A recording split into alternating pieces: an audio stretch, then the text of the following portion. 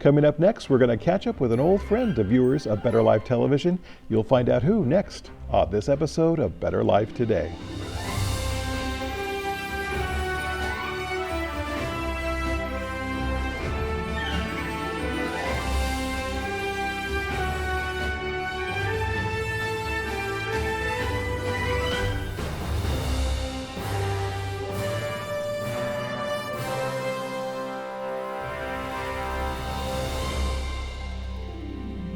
Hello and welcome to this episode of Better Life Today.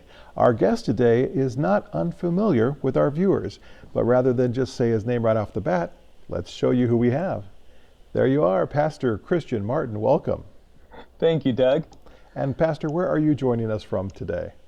I am in Warrenton, Virginia. So we're in the East Coast. We're about 2,300 miles from Grants Pass, Oregon. Wow. Well, Pastor, It's good to have you. Because of the COVID lockdown, we've been able to try out some new technology, and that's when we're recording this program right now is during the lockdown. And so we're able to bring you in from thousands of miles away and talk to you about what's going on in your life and what happened after you left the Grants Pass area. Now, you were the pastor at the Grants Pass Seventh-day Adventist Church for how long now? I was there 5 years. Yeah. And we arrived in 2013.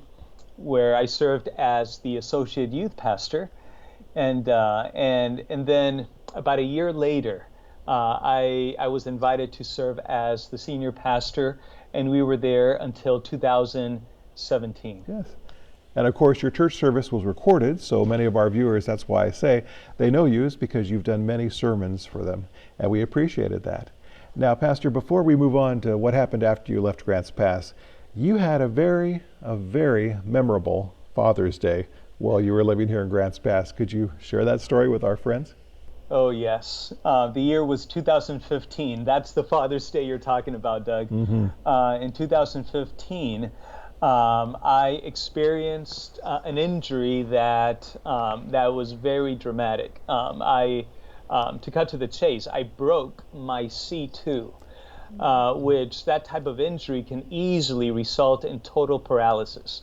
And so to make the long story short, for those that may not know the story, I was doing some yard work, and I borrowed a tractor from one of our friends, a member there of the Grants Pass Church. And so I used the tractor to move soil around in the yard. We were growing grass in our yard and whatnot. And so most pastors, Doug, you got to understand, we don't own tractors. Our comfort zone is behind a pulpit, not behind a tractor steering wheel. And so there I was, and at one point I needed to run into the house to grab something. So I turned off the tractor. I took the key off the ignition, put it in my pocket. So I thought this thing isn't going to go anywhere. Mm-hmm. I jumped off, went towards the house, but then I turned around, and sure enough, the tractor was rolling by itself. The loader was up with the load of dirt, and it was rolling towards this ravine between our house and the neighbors. And I had to do something because, Doug, it was a borrowed tractor. So I couldn't have this thing drop. And so I ran as quickly as I could. I jumped on, but I had no time whatsoever to stop it. By this point, it was already leaning forward and downward. So as quickly as I jumped on, I jumped off.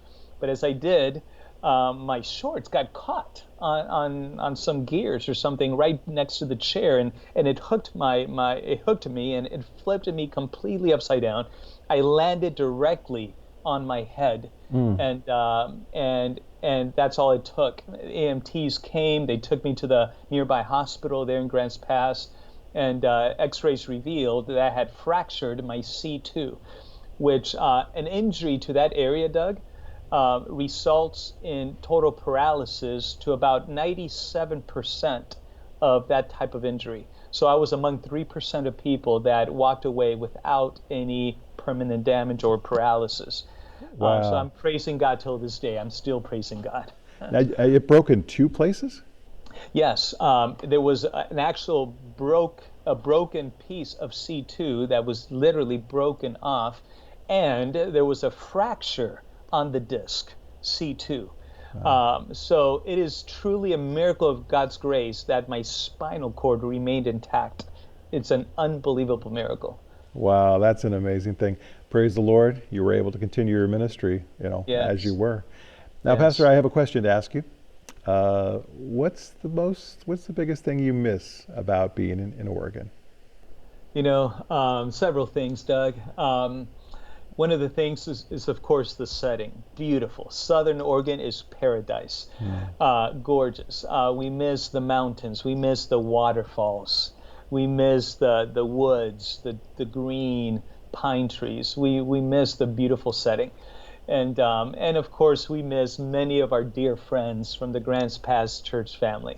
Thankfully, we still stay in touch with several, but we truly miss the congregation there. So we have some good memories. Well, for those of our viewers who don't know, could you describe your family to us? Yes, my wife Heidi and I have been married for it's going to be 20 years coming up soon, and we have two children, Elijah and Mariah. Now, Elijah and Mariah, when we went to Grants Pass, they were 2 and 4, if I remember correctly. And now they're 10 and 12. Wow. And so they're growing too fast, too Yes. fast. Well, Pastor, you didn't stay in Grants Pass. Where did the Lord take you next? Yes, we were in Grants Pass, like I said, until 2017. And then we accepted a call to the Denver South Seventh-day Adventist Church. It's in the Rocky Mountain Conference, and it's about 3 miles south from the Denver downtown. So we lived very close to the big city.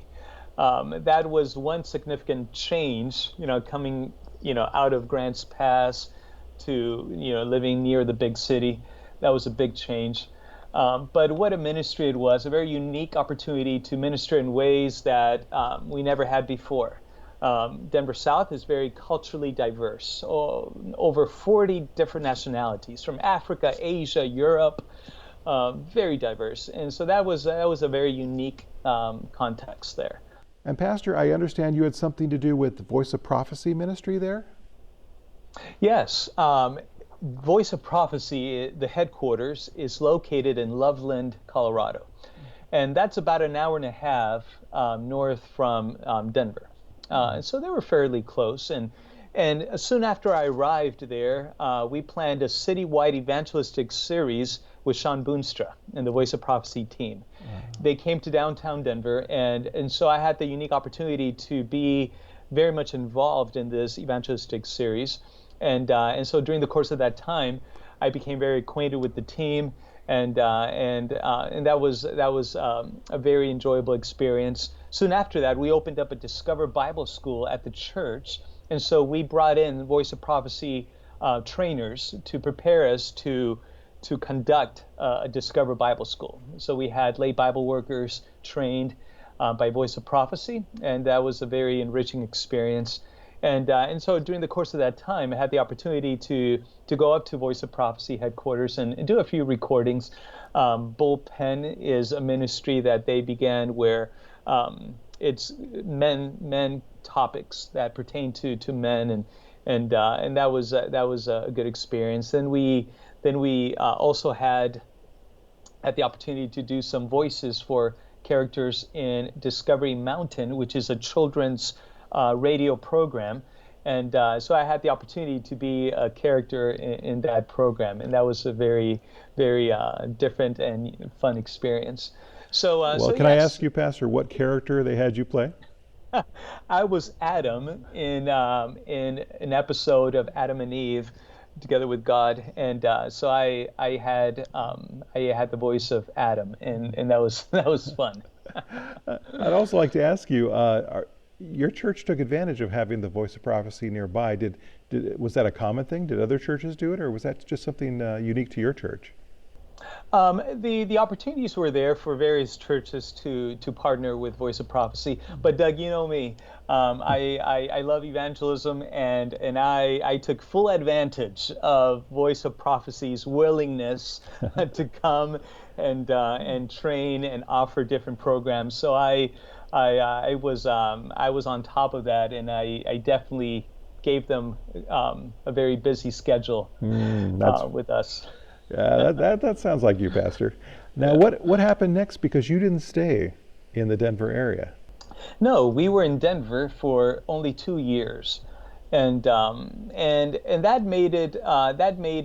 alone made the call to Virginia a difficult one, if only because in my 20 years of ministry as a pastor, I have never stayed in a church for such a short time.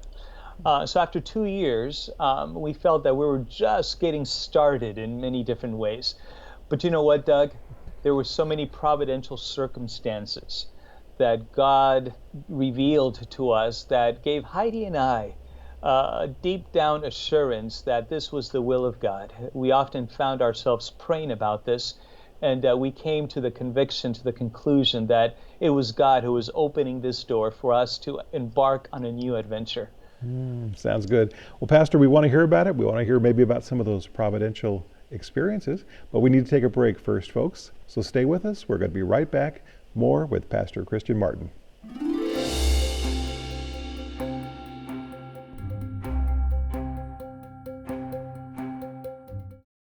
Better Life Broadcasting is a viewer-supported Christian media ministry that offers streaming programming via apps on various devices.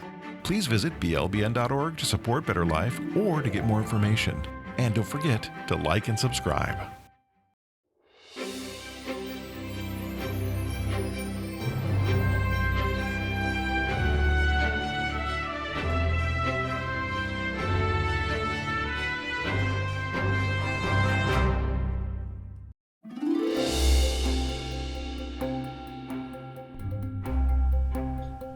Hello and welcome back to this episode of Better Life Today. We've been talking with Pastor Christian Martin about his ministry after he left the Grants Pass Seventh-day Adventist Church. Pastor, let's bring you up. There you are. It's good to have you with us. Thank you, Doug. Yeah. And we were talking, Pastor, about you had been in the Denver area, and then you felt that the Lord was calling you to go somewhere else. Why don't you tell us about that? Yes, well, we were in Denver, and while we were in Denver, something interesting happened. This was about, I would say, about 6 months into our experience there. We were told that Mark Finley, who's a well-known evangelist in the Adventist Church, was coming to Denver to have a week-long series of meetings on creation health. And so the area churches of Denver were partnering together. They were going to rally and come together to conduct this series. What happened is that the venue that we were reserving for this series actually called and said that they needed to cancel. They apologized for the inconvenience, and so they had to close the venue for this event. So this left us without a location. When we were having a huddle with Pastor Mark Finley there at the conference office, the question was asked, what options do we have? But there were no good alternatives offered, no good ideas. And so we were kind of left in a standstill. And at that point, Elder Finley said, well, gentlemen, I don't need to come. I have plenty of other things I can do, basically. And so at that point, I was compelled to say something. I raised my hand and I said, listen, I will gladly offer the Denver South Seventh-day Adventist Church to host this series of meetings. I believe that Denver needs these messages, and we need to make it happen. Well, they didn't say no, but they didn't say yes.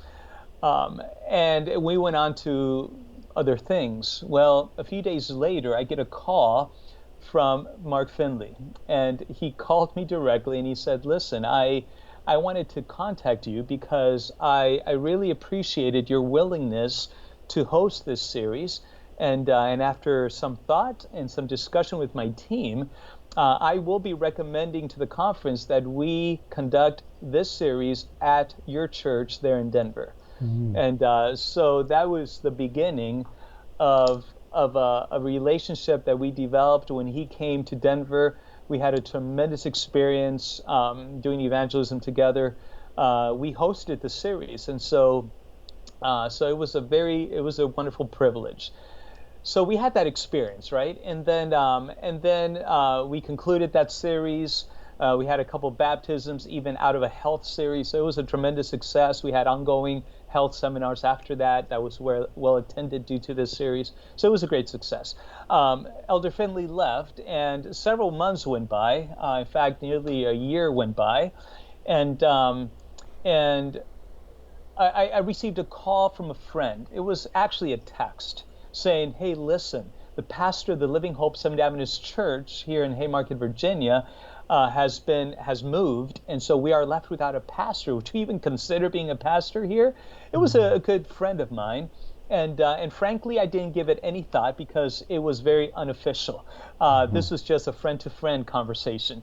I was very much involved in many other things, so like I said, I didn't give it much thought. In fact, I don't even know if I responded to his text.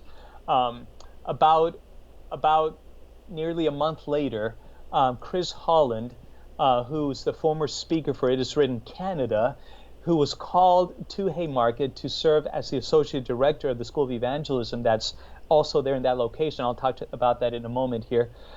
He called me and asked the same thing. He said, "Christian, I was thinking about you, and I thought, you know what? I felt impressed to call you and ask if you would be open to considering being a pastor here in Haymarket."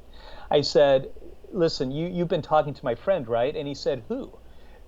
Come to find out, they had not contacted each other whatsoever. And I said, "Listen, if you feel impressed to put my name in, you go ahead and do what you feel you feel impressed to do, and we'll just keep doing what we're doing here. But if that's what you want to do, go ahead." Well, he did. Then a few months after that, a member of the Haymarket Church came to Denver to visit a friend who lived in Denver, who was a member of our church. They attended every Sabbath. She came to our church during a weekend where we were having a health seminar. And she was highly impressed with our ministry there, and she began talking to us after we were having Sabbath lunch together that weekend. And she said, "You know, at Living Hope, we're looking for a pastor. Do you have any names?" And I said, "Oh." I didn't tell her that I had gotten 2 calls from Living Hope members asking, a similar question, right? But I said, if names come to mind, I'll give you a few names. Okay. Well, she said, "Well, pray for me because I'm in the search committee." Well, later I came to find out when they had their first search committee meeting, that very meeting, the conference representative asked, "Well, committee, do you have any names that you'd like to offer as possible, pastor?" And Elder Holland raised his hand and he said, I like to bring a name to the table, Christian Martin. He's a longtime friend of mine, but he's doing ministry in Denver, Colorado, and I like to put his name forward. And then this other lady said, "Oh, you got to be kidding me! I was just there a few weeks ago, and I was there at Denver South, and I also wanted to bring his name to the table." A few moments later, the chair of the meeting says, "Oh, by the way, I was given an envelope by a member of the Living Hope Church submitting a name for our consideration." So they opened up the envelope, and the letter stated, "I would like to recommend a name. His name's Christian Martin." At that point, the committee just looked at each other because it was evident that there was more than just a mere coincidence. Elder Finley then proceeded to say that he had experienced, a ministry opportunity at Denver South while he was there doing that health expo, and that we had worked very well together. Long story short, that was the beginning of a series of circumstances that indicated that God was doing something here, and the call was given, and we went ahead and, after much prayer, accepted the call. Wow. That's quite a journey. Well, Yeah. But so who are you working with at the church there? It sounds like there's some well-known names. Well, that's a good question because it's a very unique setting, unlike probably any other church in North America in this sense. The church is not only a local congregation per se; it's also a school of evangelism. You see, we share the same facility, the same building. So it's the Living Hope Church and the Living Hope School of Evangelism. Now, the church is where I serve as the lead pastor, as the senior pastor. The school is directed by Elder Mark Finley. He's the director, and then Elder Chris Holland is the associate director, and they both operate the school. Now, they're both elders in the church, and so naturally we function as a team. So while the church, or the school rather, teaches principles of evangelism, as a church, we seek to implement those principles and model those principles in a local church context. And so it's been quite an exciting journey to serve together. Well, tell me a little bit more about the school. Who attends this school and what do they learn? Yes, the school is actually attended primarily, there's various groups, but primarily by pastors that conferences from around the division sent to the school for 5-day intensive training for evangelism. HopeLives365.com is the website. It's the name of the school, and lay people can also participate in the courses that are offered by the School for Evangelism. All they would need to do is get there. Once they arrive, then the registration, the classes, the course is actually free. It's no cost to the attendee. The attendee simply has to get there, and so it's quite an opportunity to receive training from very well experienced evangelists. Well, Pastor, I wanted to also ask about another aspect of your ministry. Recently, we started showing some programs on Better Life that appeal to children, and you were in it. Tell me about that. Oh, yes. You must be referring to Kids Camp, 3ABN Kids Camp. Yes. I had the privilege to accept to be one of the hosts of the multiple programs that they did during those 5 days. I believe it was for 5 or 6 days, yes, where we did recordings for several consecutive days. And what they did was they brought in about 100 children and divided them into teams, and we had about 4 or 5 stations, and I was the host for one of the stations. It's called Bible Buzz, and so I had the opportunity to interact with children, tell stories, and then give them a pop quiz on the Bible story that I had just shared with them, and my friend Neto, that is not a stranger to Better Life office there and the church. Neto actually reached out and told me about this and invited me to be a part of this, and we had a blast because Neto was my sidekick. He was my assistant, and so the two of us had a lot of fun doing Bible Buzz during those days. Very good, very good. And I have another question for you because you're also involved with the Hope Channel? Yes, the Hope Channel is located right there at the General Conference headquarters. The Is General that nearby? Conference, it's in Silver Springs, Maryland. And it's about an hour's drive from our church, just about an hour. So it's not too far. And Hope Channel has various programs. One of them is Hope Sabbath School. Many of your viewers are probably familiar with Hope Sabbath School. Yes. It's hosted by Derek Morris, and they have a panel of about 12 individuals, and I was given the opportunity to be a part of that panel. So that has been a fun experience to be a part of that. As a result, Hope Channel also has various other shows or programs that they conduct. One of them is Homes of Hope. And I've been able to do a few presentations with that. Bible Help Desk is another show where they answer questions by viewers, and we give them direct answers from the Bible, and so that's been a fun experience there. So by being close proximity to the General Conference, to the Hope Channel, it's given me unique opportunities to be involved in some of their programs, and that's been very fun. Well, Pastor, I can tell you know a lot of people, and you get involved in a lot of different things. But as we switch gears now, I wanted to ask you, of course, we're recording during the time of the COVID epidemic, Yes. And that's changed a lot of people's lives.